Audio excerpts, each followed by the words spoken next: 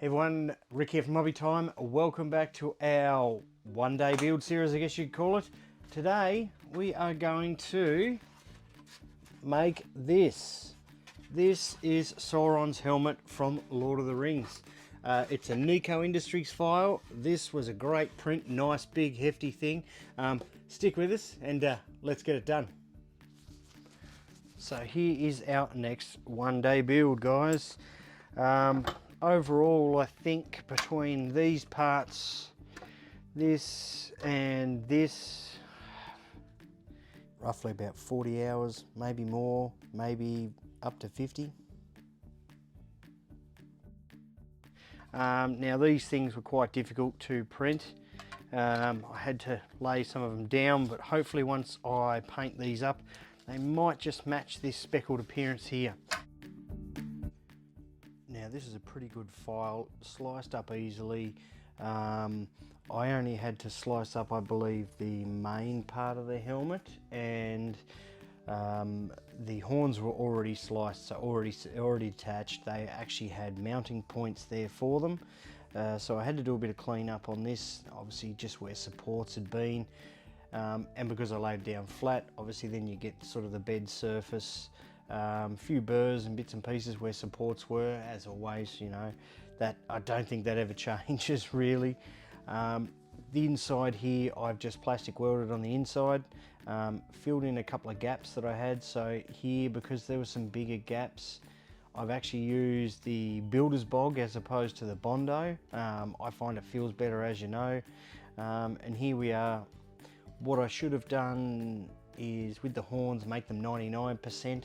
Some of the mounting posts were a little bit big, might have been the way I had my supports orientated, but just cut them down a little bit, melted them down with a soldering iron a little bit, and then that gave me a bit more. And then I've just filled in some of these gaps just with some plastic welding and soldering, as you can see.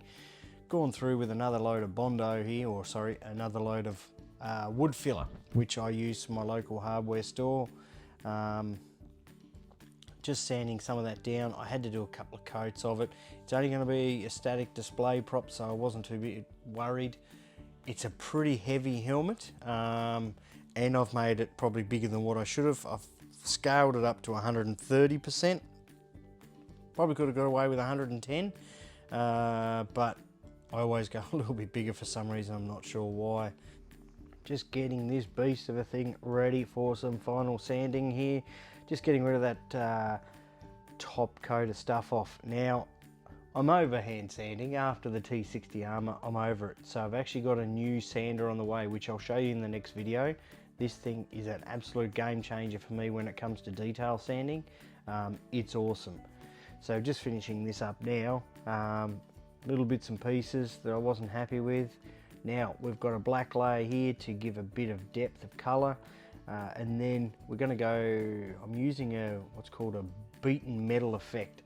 Basically it's sort of a miscoloured metallic, I guess you could say, with metal particles in it. And here's a second coat here, just adding some depth to it here, a little bit more in places, a little bit less in other places.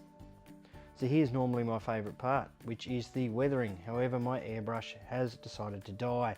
So I've done this by hand with a brush and a wet rag, and I've just done multiple coats.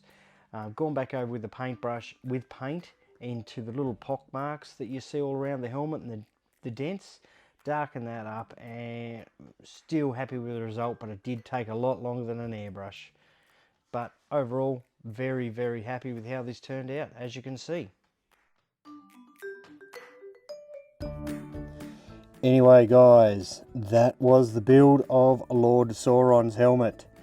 Thanks for watching as always, and stick with us. We've got the T60 video up next, and you can also have a look down around here, somewhere here, at some of our other videos. But thanks again for watching guys, and we will catch you on the next one.